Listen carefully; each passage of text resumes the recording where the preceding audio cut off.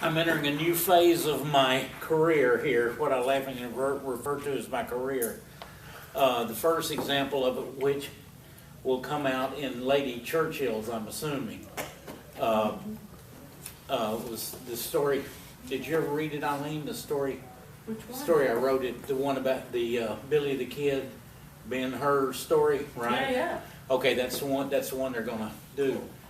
I wrote a story 20-something years ago involving Billy the Kid, Charlton Heston, Gore Vidal, Truman Capote, on the same day that Charlton Heston sued Gore Vidal for 200 million simoleons or whatever it was, right? You know, but now they're all dead, so my story can come out. I wrote the story and then I couldn't send it off because all this stuff was happening, right? You know, but now both Heston and Vidal are dead. So anyway, I don't know how to refer to the story. It's stories about real people that couldn't have happened. You know, essentially, right? The first one, the one that's it's called "Till the Cows Come Home to Roost," which shows you, it's going to be published as a Western, right? You know, was involving, in the daytime, General Lew Wallace was the military territorial governor of New Mexico, and involving all that stuff. At night, he was writing Ben-Hur, okay? And in the day, he was writing Ben-Hur, and in the daytime, he was having to deal with Billy the Kid.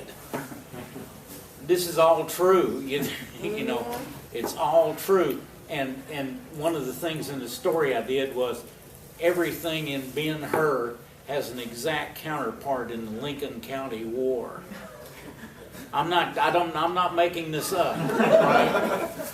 And that's what the story was, right? You know, and it was just so fascinating I couldn't leave it alone. This one, wait a minute, let me see. I never did put the title on it. Let's see. Y'all can help me. It'll be easier to help me after I read the story. The story is either going to be called Big Science or Big Science at the Bijou. Okay? And after I finish the story, y'all tell me which one is the better title. Okay? Do you want the door closed, sir? Please, if everybody's through coming in, right? And I'm going to have to read. These are 4X reading glasses, which you can only find at half-price books. Okay, and then I'm also going to have to use a magnifier because I have had diabetes for the last 8 years, and I've had 3 eye surgeries. Right, you know. So we'll see how this goes, including cataract surgery, which made the blur get a little sharper, okay? That's all it did, right? Okay. Y'all stick with me, right? I'll do the best I can. This is a space break indicator. There aren't that many in the story, but every time I take a sip, it's a change of scene or time or something like that, right? I learned this from George R.R. Martin. He did it first. Okay, right now it's Big Science at the Bijou, but we'll see if that goes, right? Okay. Oppenheimer awoke, breathing hard and sweating, feeling uneasy and elated at the same time, like a kid who had dreamed of ice cream. No, like a kid who had just dreamed of spoiled ice cream. He had crawled his way toward his bed, dead tired after a 23-hour session on some arcane bit of the gadget, and fallen into what he had hoped was sweet oblivion, only it wasn't. He had dreamed he was walking down a city street, not here in Los Alamos or nearby Santa Fe or further Albuquerque, but somewhere back east, Boston or New York or New Jersey. He was on his way somewhere. He assumed it was to a movie. Since this wasn't Santa Fe, it couldn't be the theater he had seen Since You Went Away in last week on a rare trip out of town the collection of industrial buildings, barracks, houses, and odd assorted structures that was wartime Los Alamos. There were now maybe only about 20 cottonwoods in the whole place.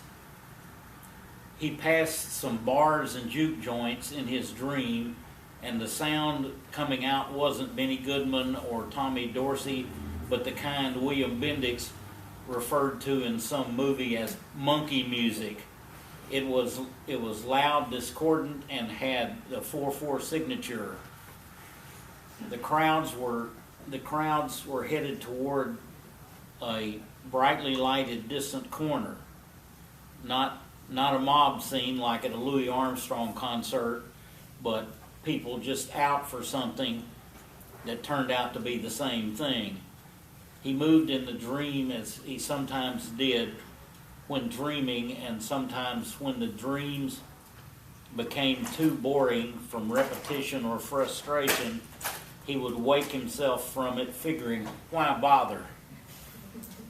This dream seemed to be staying focused. He got to the bright corner, which was the theater, stood in a rapidly lengthening line, moved up, got his ticket. It seemed to cost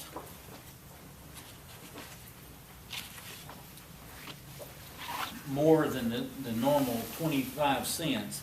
He didn't look at the change from the silver dollar he passed over, but it wasn't 6 bits, he noticed as he put it back in his pants pocket. As he was passing through the garish lobby, he decided in his dream he was in a post-war period. That would explain not being in New Mexico, the different music, the cost of the movie, the slightly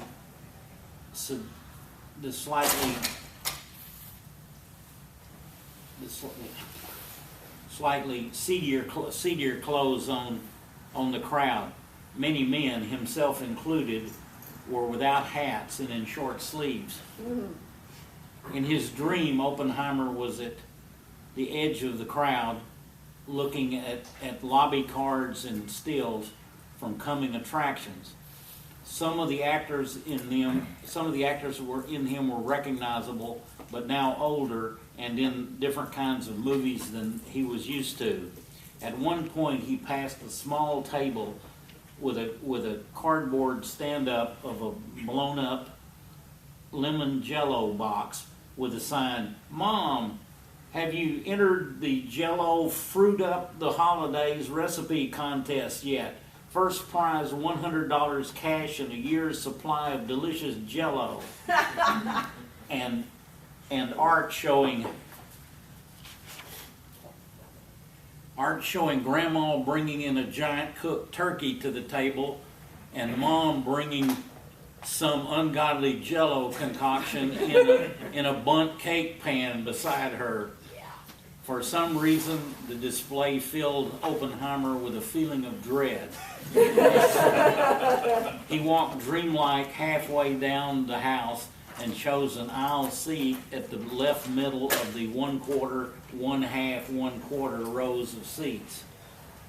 His dream skipped the previews, the newsreel, and the 4 cartoons. He did watch the Three Stooges short. Moe's brother Shemp was back, replacing Curly. Then, with loud music and some faraway honking cries, the feature started. Robert found this was some hybrid production, mostly Japanese, but narrated in flashback by an American reporter stopping off at Tokyo on his way to Vienna just as ships in the Sea of Japan began disappearing in flashes of light and fire. The opening has the American being pulled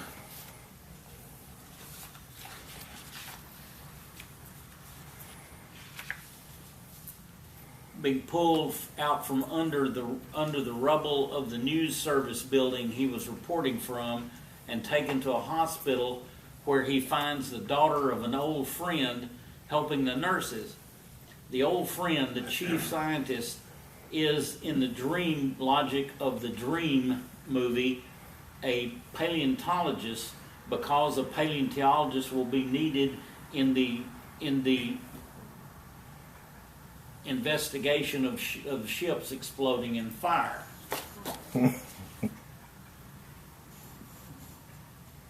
The daughter had been betrothed since childhood to a lonely, introverted marine biologist, but lately has fallen in love with a young naval lieutenant.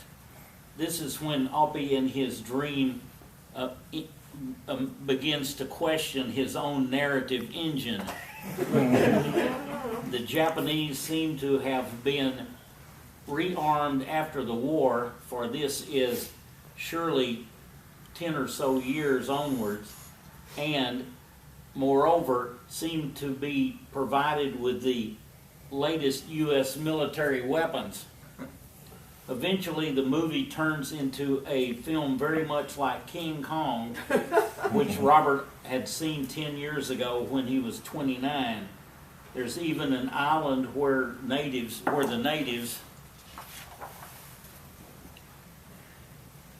vaguely Japanese, explain all forces of nature as ones from a 400-foot tall revived dinosaur. From his paleontology classes, Robert Oppenheimer remembered 100 foot was about the maximum for dinosaurs, and most of those look like whips on both ends. But he went along with his own dream. Okay, he went along with his own dream. Sorry. The huge lizard attacked Tokyo, wading through buildings and high voltage lines like so much annoying butter. It blew breath that melted pylons, wires, and tanks like models made out of wax. Now the reporter's old friend, the dinosaur expert, begins explaining things, and Opie found this the most interesting in his dream state. Tokyo Bay must have been its ancestral breeding grounds. Recently, H-bombs, there was that word, must have driven off its usual prey, and it began searching somewhere for food like ships and their crews. The H-bomb must be what Teller was always talking about, calling it the super, a fission-fusion fission bomb, as opposed to the simple fission device they were working on at Los Alamos, which everyone called the gadget. So the gadget at least must have worked. There was no mention in the Dream movie of Germany. Had the gadget worked so well, Germany and the Nazis had been completely destroyed?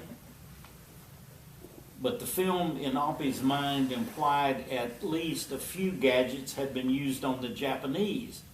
Japan, that wasn't even a consideration in this year of 1943. Japan was a sideshow. The object was to perfect the gadget and use it on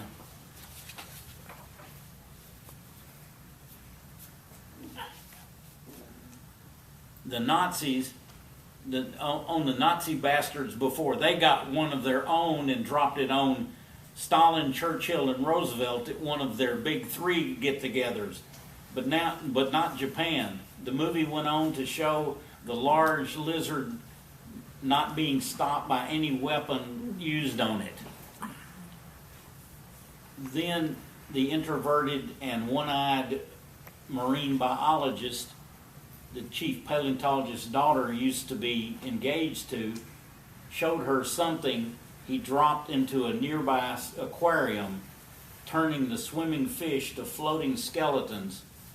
We see her reaction. She had come to break off all connection with her former betrothed, and only we only see this scene in full as remembered by her later. He and the young naval lieutenant in diving suits descend to the bottom of Tokyo Bay and, luring the big lizard toward them, open the device called an oxygen destroyer. The big lizard, though not a sympathetic figure like Kong in 1933, takes on a heightened pathos as the foam, like a mad bromo seltzer, rises around him. Its skeleton floats away, and the dream movie ended in Robert Oppenheimer's head in his bed in 1943. Space break. There you go. Finally, sorry.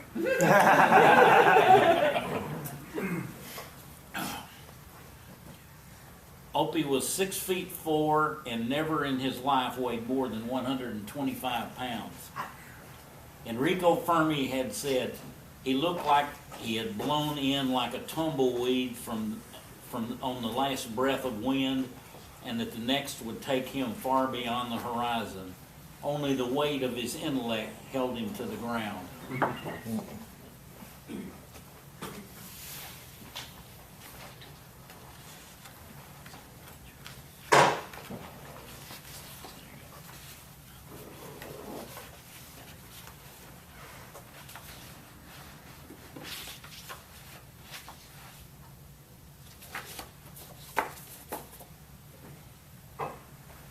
This was the same Fermi who, with others, had built the world's first nuclear reactor by hand in the unheated squash courts below the bleachers at Amos Alonzo Stagg Field at the University of Chicago in 1942. The scientists piling up 20,000 pounds of graphite bars, a ton of low-grade uranium oxide slugs, and dowel rods wrapped in sheet cadmium kept warm enough from the work, but the GI guards standing stock still with rifles at the doors were freezing in the unheated air. Till one of the Manhattan Project scientists found a locker full of stuff from when the Chicago Bears pro football team used to play there, and the guards got warmer in a bunch of bula raccoon skin overcoats left over from the 1920s. Fermi expected them to have a Springfield on one shoulder and a ukulele on the other.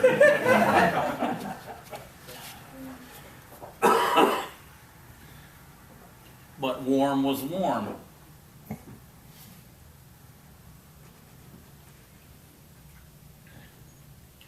Oppie went back over the movie in his mind. The gadget had been used, so evidently had the super, and in Japan, and on Japan, and were being tested in the Pacific, and no Germany.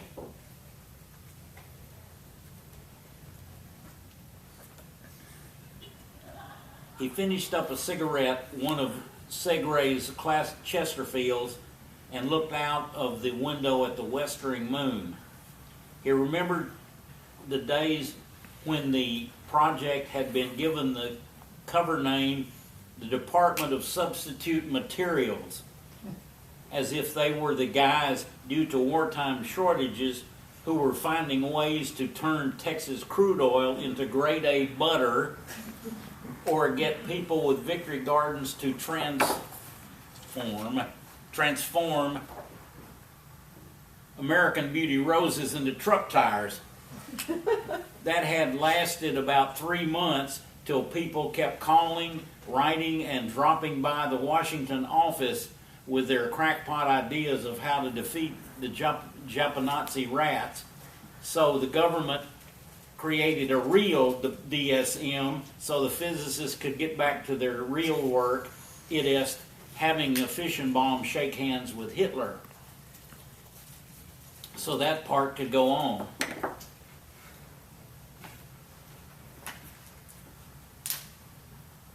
another part of his dream, he had been somewhere, maybe Princeton. He had gone down from what he took to be his office to one downstairs. It seemed to have been vacant for a few months. No one had yet taken it. The lettering on the door hadn't even been scraped off yet. It said, Einstein.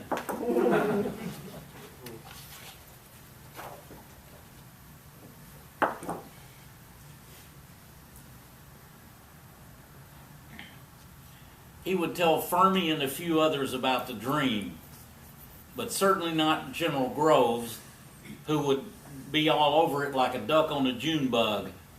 He would call the FBI and Army intelligence. I've got scientists dreaming about a post-war world that's full of giant lizards and crushed cities, he would say. Make them stop. That's it.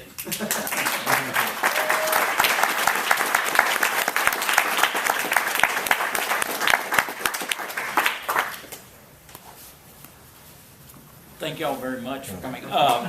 Keep your eye out. Eventually there will be some kind of movie, TV, something deal of 3 of my stories.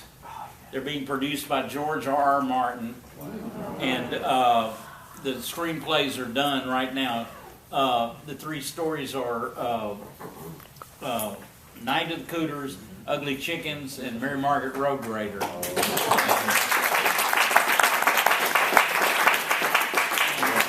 Joe Lansdale did Night of the Cooters. And Michael Cassett did Ugly Chickens, and an American Indian writer I haven't met, but George worked with on Twilight Zone and stuff, he did Mary Margaret Road Grader. And all 3 stories, all 3 screenplays are tremendous. And if they film them like they're written, people not knowing anything will think I'm the greatest writer in the world.